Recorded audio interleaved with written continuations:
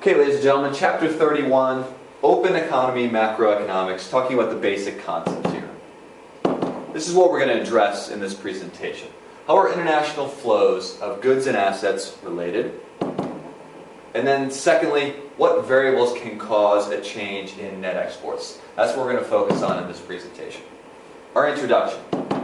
We go back to one of the core principles we introduced to you, or you to, in the first chapter of this story. We talked about trade, among other things. And what we said about trade is that it is not a zero-sum game. In fact, when we engage in trade, it makes everyone better off. It's not I win at your expense. It's I win and you win. When I specialize and you specialize in what we do best, and then we exchange goods and services, we are all going to be made better off. That's what we're going to focus on here in chapter 31 and 32. So specifically, we're going to talk about trade balances, deficits and surpluses, and then we're going to talk about how assets flow across national borders. Okay? So to begin, let's focus on the world that really doesn't exist. The world that is more theoretical than real. Countries, if they chose not to engage in trade, would be described as closed economies. That's where they do not interact with others in the world. They don't buy goods from others, they don't sell goods to others. They don't buy services from others, they don't sell services to others. They don't buy assets of other countries, and they don't sell assets to other countries. They do not engage in trade. So in effect, they construct borders or walls to separate themselves from others, and they do not engage any individuals outside their country. That's what a closed economy is. This is really going to serve to establish a platform or a framework for us to analyze the real world. So it's not completely useless. It helps us understand things. It gives us tools of analysis. We can start simple and then work to complex, but understand that it is not engaging in trade if we describe it as a closed economy. This is a good political cartoon that I think you should take something away from. This cannon here says trade protectionism. This is an individual who's lighting a fuse and putting this ball in this cannon. Okay? And what we find here is that this artist has made a choice to actually fix this sight on the actual individual. He is lighting the fuse here, and he is in effect going to shoot himself. That's what trade protectionism really does. When countries think they are protecting domestic industries by throwing up tariffs, taxes on imported goods, or quotas, prohibiting a certain amount of product coming into your country, what they do is they end up hurting themselves. So one of the observations that we've seen over the last several hundred years is that countries, when they open themselves up to trade, and others do the same, we make ourselves better off. We don't actually, when we open up ourselves to trade, make ourselves worse off. So that's what this political cartoon is. It's pretty cute. Now, what we need to understand is that that's the theoretical world. This is the real world, however, where we have open economies, where we freely interact with others, when we buy and sell stuff to and from others, and we buy and sell assets to and from others. So in effect, we are doing this. We are creating all these linkages or connections between nations about the world. We are selling stuff to Canada, and Canada is selling stuff to us. We are buying assets of the French, and the French are buying assets in the United States. What it does, obviously, is create an interconnected world, and that obviously is taking on some risk. You are exposing yourself to some risk if you engage in trade with Mexico, because your fate is ultimately tied to them. But what we've said is, the observation is, trade actually makes everyone better off. This interconnected world is actually one that we would encourage. Now we move on to a couple of definitions that are really just review. In this chapter and in future chapters, we're going to talk a lot about exports and imports and net exports. So remember, our first definition is of an export. It is a good produced domestically and then sold outside the United States, if we're talking about from the United States perspective. And perspective is going to be important. Don't forget that. Imports, from the U.S. perspective, those are goods produced outside the United States but sold in the United States. That's what an import is. And net exports is otherwise called the trade balance, and it is the value of our exports versus the value of our imports. You will see me and others shorten these things by X minus IM. That's what net exports is. This is going to be the focus of our presentation really going forward. So let's talk about some things that can influence net exports. We are talking about the flow of goods and services across national borders. So let's talk about some things that can encourage more or less of the flow of goods and services. So the first thing that can change the equation here is consumer tastes and preferences. So if we prefer foreign goods versus domestic goods, that's going to affect the flow of goods and services across national borders, or if it's vice versa. So I think a picture says 1,000 words here. We look at this picture, and this picture, if you can't see it, I apologize, but the vehicle that's on the left is a Toyota Prius. And the vehicle on the right is a Chevy Volt. They are both vehicles. They are both modes of transportation. I can get from A to B driving a car. These are two types of cars.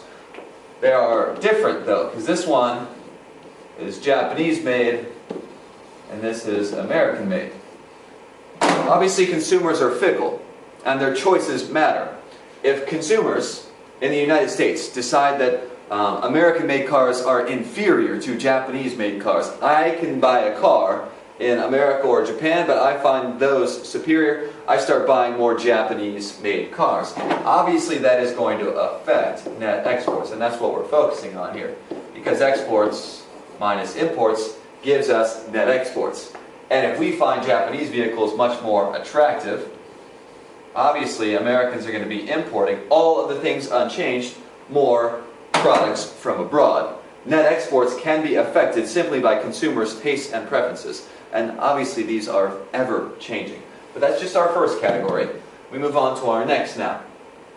We need to understand that price level changes at home or abroad are going to affect the attractiveness of goods at home or abroad. Okay? So if prices rise more rapidly in your country, so let's talk about the US, than in another country, Canada, goods and services are going to look more attractive in Canada. And you're going to find more Americans, are going to be buying imported products. Okay? And fewer Canadians are going to be buying American products. So if net exports is equal to exports minus imports. And we said that our country is USA. And then the other country is Canada. Well, Canadians are buying fewer American products because they're more expensive relative to Canadian products. So exports are going to go down. And Americans are buying more Canadian products because they are less expensive, relatively speaking. So if imports are rising, exports are falling, that means that net exports are going down. Now, you might say, well, how in the world are prices going to change? We have previous chapters that gave us some insight as to why prices change. Well, money gets its value by how much there is. So remember this man. This is a caricature of good old Ben Bernanke, chairman of the Federal Reserve, who controls money supply in the United States. If the Federal Reserve engaged in expansionary monetary policy, over time, that is going to lead to this, inflation in the United States. And if other central banks in other countries did not engage in the same type of behavior as the United States, we might find prices rising more rapidly in ours than in others. And you might find net exports are moving in the negative direction here because of that. That's our second thing that can affect net exports here, the flow of goods and services across national borders. The third thing that can affect it is incomes at home and abroad. So let's unpack this. It says income changes in one country versus another will affect exports and imports because obviously incomes enable you to buy goods and services. If incomes are rising or falling here or other places, that's going to affect our ability to buy others and others' ability to buy our goods and services. So if a country experiences a recession, national income is going to fall. Remember, a recession is when output goes down. But remember that output is really just another way of talking about our income. So if incomes are falling, and we're talking, let's give ourselves some perspective here. So let's say we have the USA and we have Canada. Let me see if I actually go in. So let's just say if a country experiences a recession, let's say Canada goes into recession. So Canadian national incomes are falling. That country's citizens will therefore buy less of its trade partners' products. Remember, Canada and the U.S. are each other's biggest trade partners. So if we're talking about from the U.S.'s perspective, net exports, that's exports minus imports. A lot of the stuff that we export goes to Canada. But if Canadians are experiencing a recession, they're less able to buy goods and services. That means not only Canadian goods and services, but also American goods and services. So we're going to find if Canada enters recession, exports from the United States to Canada are going to fall. Okay? Here you can see a map of the EU. All these countries in red are those that are in recession. Understand this, that those recessions are not going to stay isolated into those areas. They're going to spread because anything that affects the income of one country that trades with another is going to impact that country's economic outcomes as well. So here you can see it's kind of a domino effect. What happened in the EU a couple of years ago really started in Greece, and then it trickled through to Italy, trickles then to the rest of the EU, and then the United States. So net exports can be affected by developments abroad with respect to recession or expansion. Now we get to the last category here that we're going to talk about, and it's where governments are either encouraging or discouraging trade. So if a government is protectionist, remember that political cartoon, meaning it raises tariffs, those are taxes on imported products, or it implements quotas, which are maximum amounts of foreign goods that can be imported, or if it gives tax breaks for buying domestic products. Net exports are going to be affected by all of these circumstances. So government policy can either encourage or discourage trade from going on. Okay? So this is a political cartoon. It's tough to see, but this is talking about growth again. You can't quite see here. It says domestic consumption, and it says, internal consumption. It says domestic improvements. Those things are locked up, really, when you say to other countries, sorry, you're not welcome here. Your goods and services are not welcome here. We're not willing to trade with you. What we do is we really lock up those domestic improvements. Nothing's going to change, or things are going to change at a slower pace if we turn away the rest of the world. Engage in trade. It's actually a good thing. Almost every single economist will tell you that. So, let's look at a couple of situations. Now that we have some understanding of how net exports can be affected, let's look at some specific cases. What do you think will happen to U.S. net exports if? So now, again, important perspective here. Canada experiences a recession. We actually already did this, but we'll go through that one quickly then. U.S. consumers decide to be patriotic and buy more made in the USA products. And then prices of goods produced in Canada rise faster than prices here in the United States. We're going to go through these three cases real quickly just to kind of refresh and serve to summarize what we just did. So, if Canada experiences a recession, remember, their incomes are going to fall with their output falling. More people are unemployed. That affects their ability to buy Canadian goods and services, but also U.S. goods and services. So, U.S. net exports, X minus IM. We're going to find that we are exporting fewer goods to our main trade partner, which is going to move net exports into the negative direction. So U.S. net exports are going to fall. That one, I hope, is pretty simple. Next, we move on to U.S. consumers deciding to be more patriotic. So here's the consumer tastes and preferences piece. So we decide to buy more American-made products. Why? Because we want to be more patriotic for whatever reason. So we find that imports are likely to fall when Americans replace foreign-produced goods with American-produced goods or American-made goods.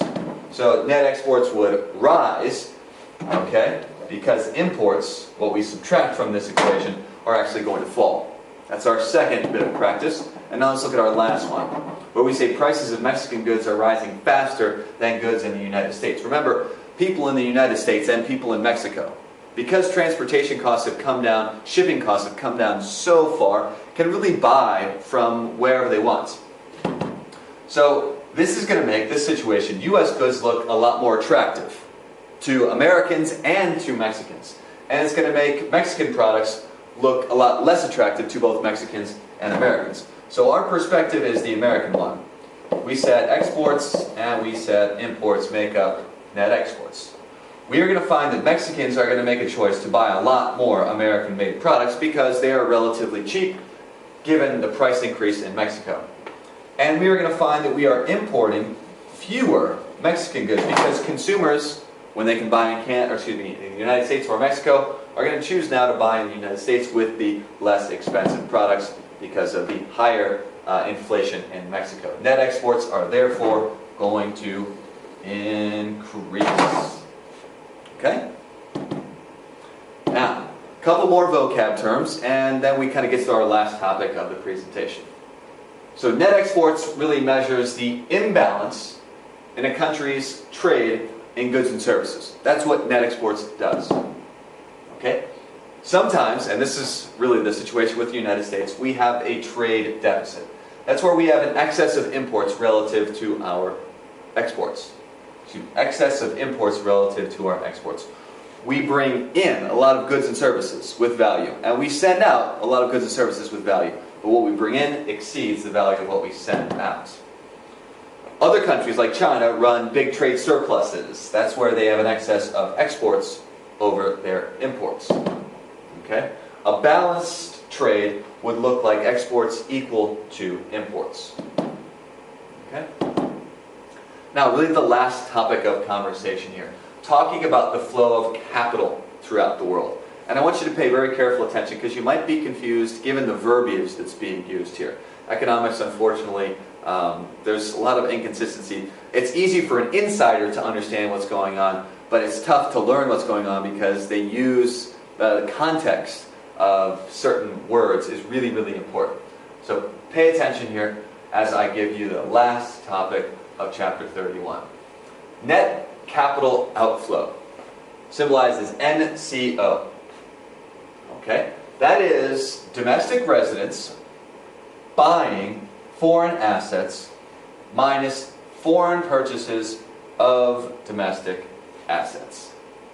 And I think I need to I'm going to focus on something. I'm going to mention two categories of assets, but I'm going to focus in on what we're going to call financial assets. Things like stocks and bonds. So net capital outflow is measuring the value of all the stuff that domestic residents are purchasing that's foreign, and in terms of financial assets. And we are subtracting from that the foreign purchases of domestic assets. Okay?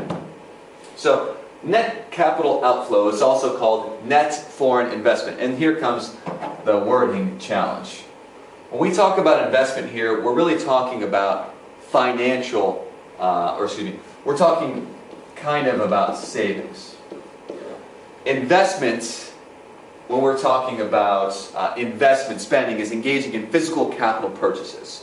When they talk about net foreign investment here, they're talking about where are people channeling their savings. Money that they have not used for consumption, where is it being put to work? That's what's being discussed here with net foreign investments. So remember, this entire chapter is talking about the flow of goods, services, and assets between countries.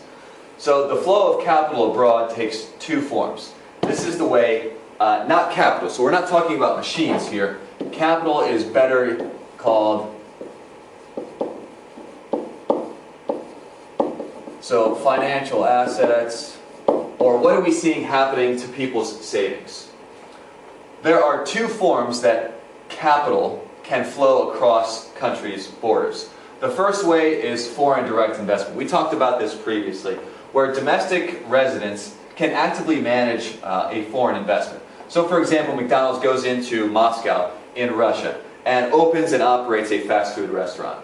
There is a new construction in Moscow.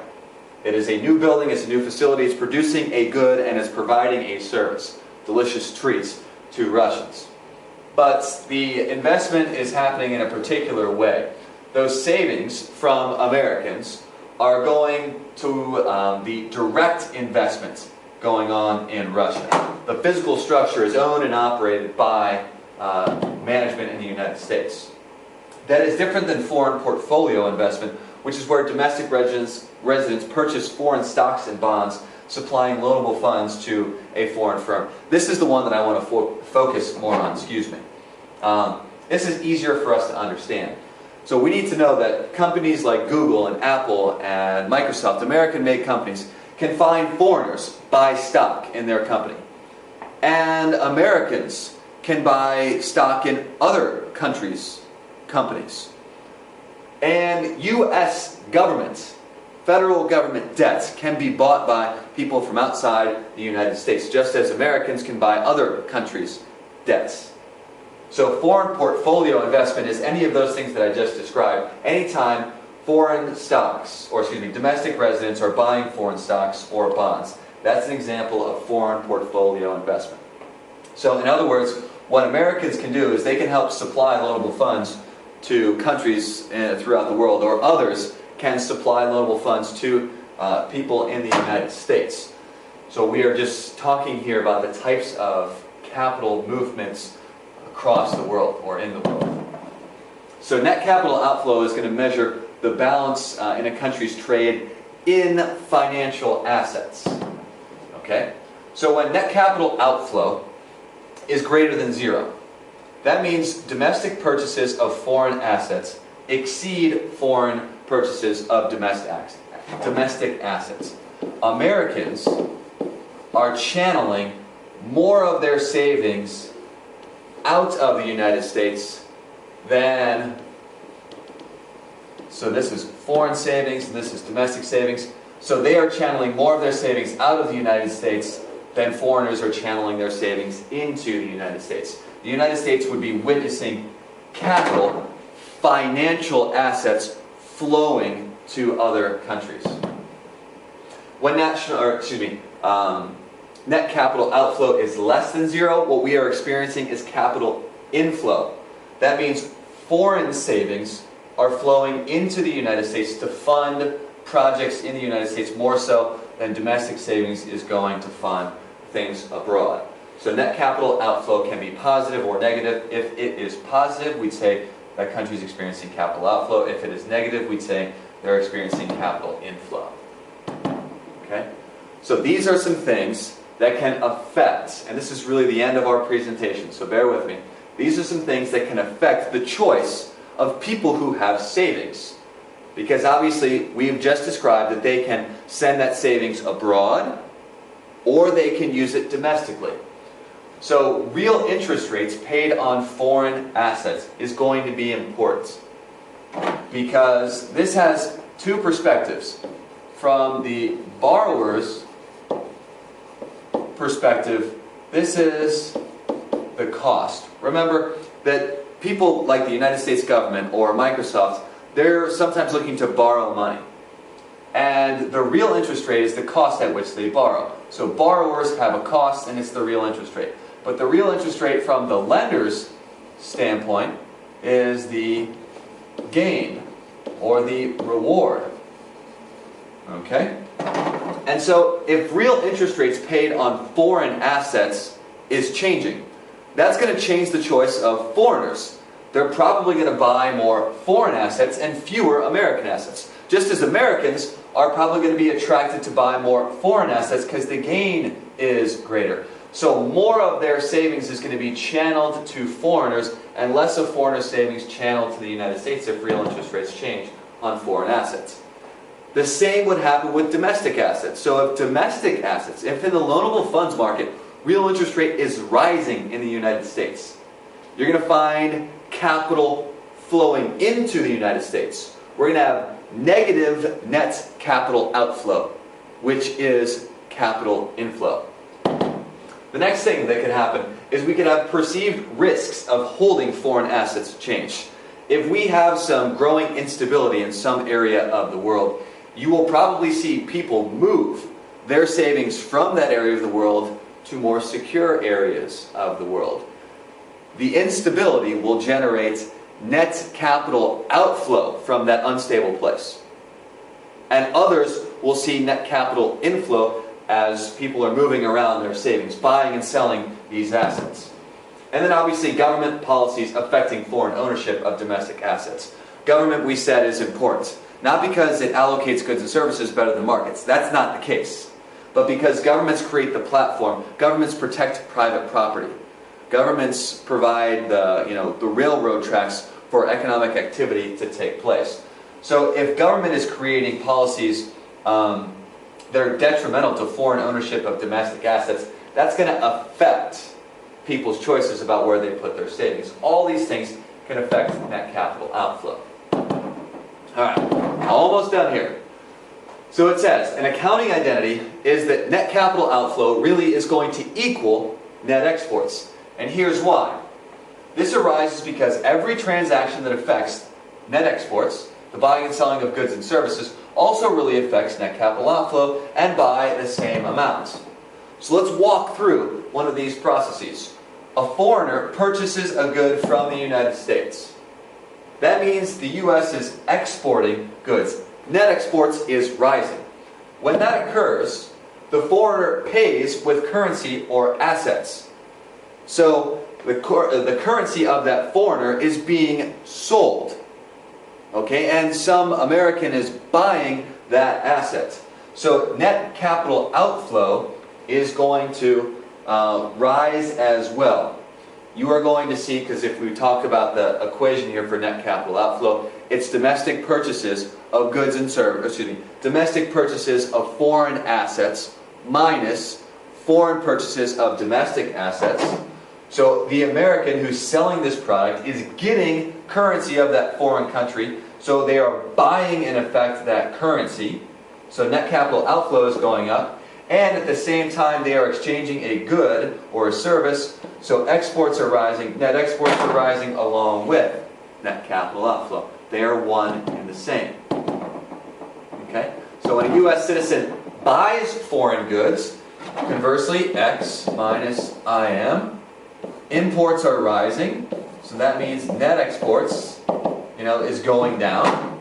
And when that happened, the American is paying for it with U.S. dollars. So the American is technically selling U.S. financial assets to another. So net capital outflow is falling. There is this equality, and it holds true. So please understand that. Take a moment, take a look at the summary slides here. You can pause it and refresh your memory. Okay, pause it and refresh your memory.